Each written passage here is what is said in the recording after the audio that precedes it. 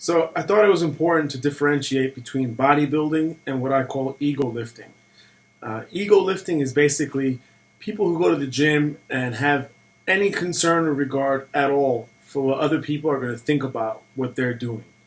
So if you have any concern at all for that, if you go in there and you wonder at all who's watching you and how much weight you have on and what they're going to think of it, you're a fucking ego lifter, 100%.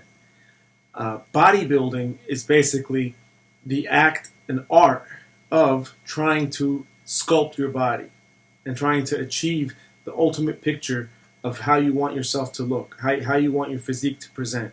And in doing that, ego lifting has absolutely no place. You guys have to realize this. It's so unfortunate that everybody gets so caught up in the weights.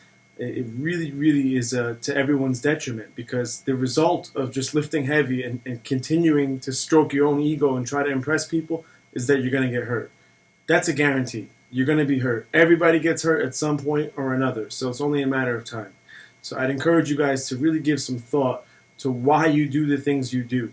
And if you are one of those people that's ego lifting, think even more about it, because you have some issues. You have some issues that have brought you to this point in your life where you're even concerned with what other people think. I mean, it's really shallow that you care so much about impressing other people. Who gives a fuck, really? I mean, impress people for who you are as a person. Impress people with your intellect. Impress people with your physique, the way it presents, fine. But don't try to impress people with moving big weight, because it doesn't mean shit at the end of the day, and it's only to your harm. So you look like idiots. You're not going to get the job done in that way. If you want to do it because you enjoy doing it, that's cool. I like lifting heavy weights too. I don't do it anymore, but I used to do it all the time. But again, make sure you're clear on what your goal is. So if your goal is to sculpt your body, you have to remove completely the notion that you need big weights and that you have to use heavy weights. That's not what it's about. It's a science.